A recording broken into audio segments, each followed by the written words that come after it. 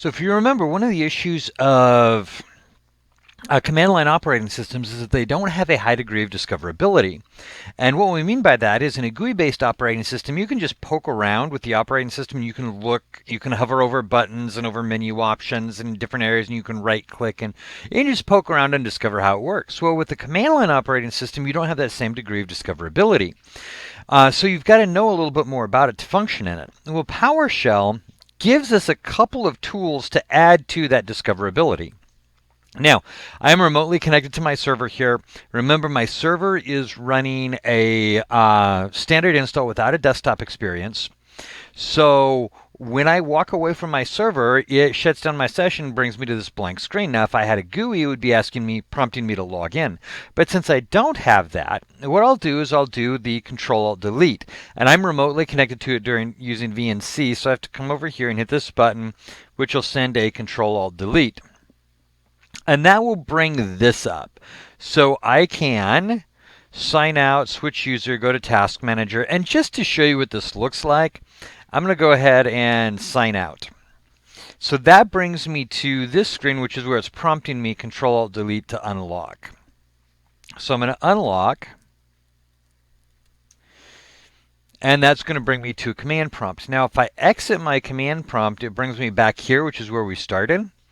So I do my Control-Alt-Delete, and I go to my Task Manager. And from my Task Manager, I'm going to go to File, Run New Task, CMD, and Enter. And that brings me back to my command prompt. Okay, from command prompt, I need to get to PowerShell. So I just use the command PowerShell to take me there, and now I'm in PowerShell. And this prompt right here, PS, tells me I'm in PowerShell. Also up here across the top, it says I'm as administrator. I was running CMD, and now I've entered PowerShell. Okay, now there are a couple of different ways. All that to get us to this point of discoverability.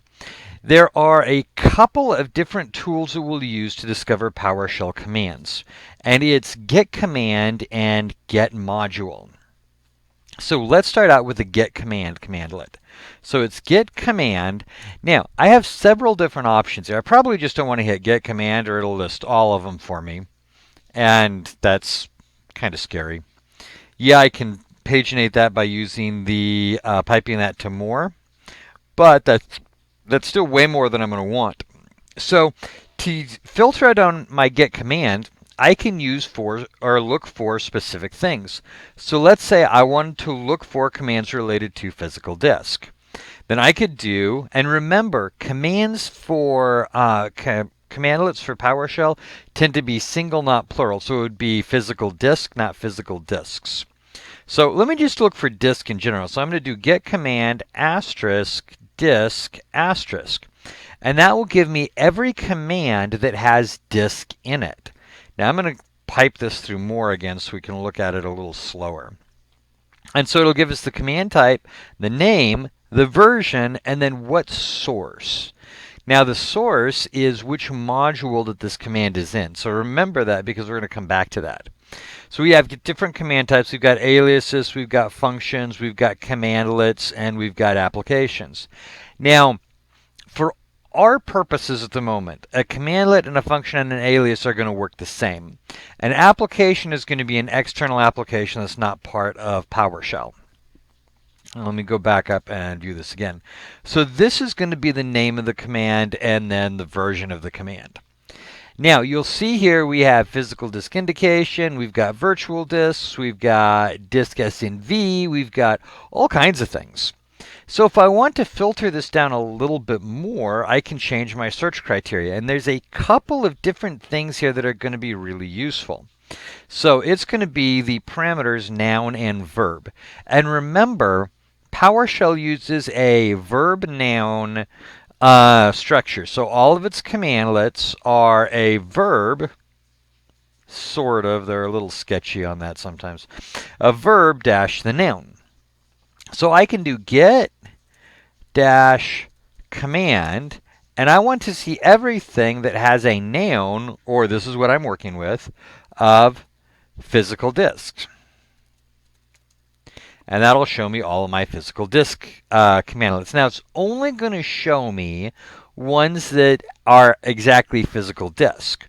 Right, so if I wanted to see anything that had physical disk in the noun, then I would put an asterisk before and after that.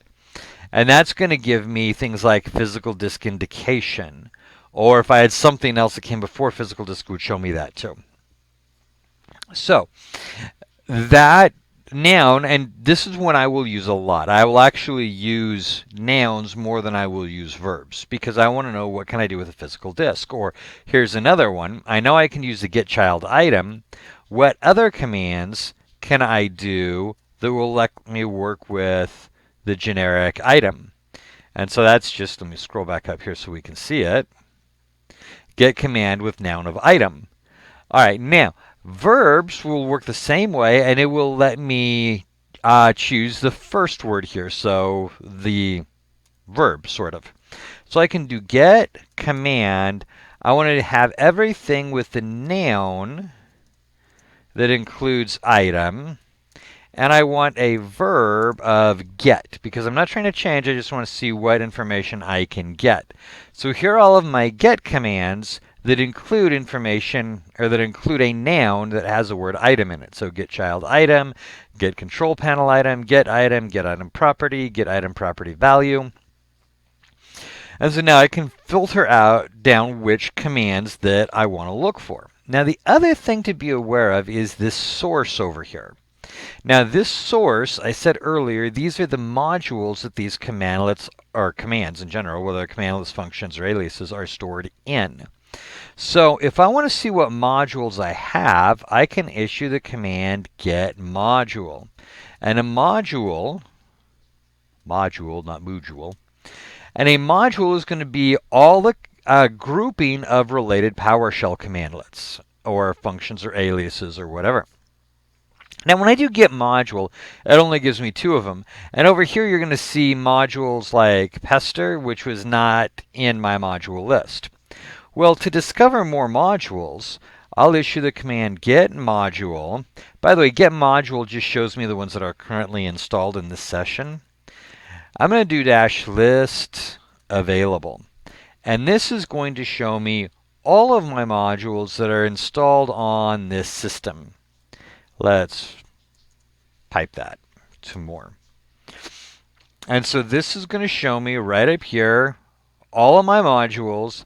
This is going to show me my location and all of my modules that are on this particular system. So like I have a module here for Windows Defender. That's going to have all of my Windows Defender commandlets in it. I'm going to have one for iSCSI or for KDS or for NAT or for TCP or for SMB shares or SMB witnesses, server manager. So you can see all of these different modules that I can pull commandlets from. Now remember, the module is a group of related commands. So what we do is we pair this information with our get command commandlet. And I can do get command, show me all the commands in the module. Let's do server manager. And this will show me all of the commandlets that are in my server manager module. So using get module and get commandlet, or get command, we can begin to discover the commands that are available for us to use in PowerShell. And this should allow you to poke around and find just about anything you want. So using the get command, searching, it will automatically search in modules, but then we can filter by noun or by verb or by module. Using those things, we should be able to discover pretty much what we want. Now, obvious question, why can't I just go Google it?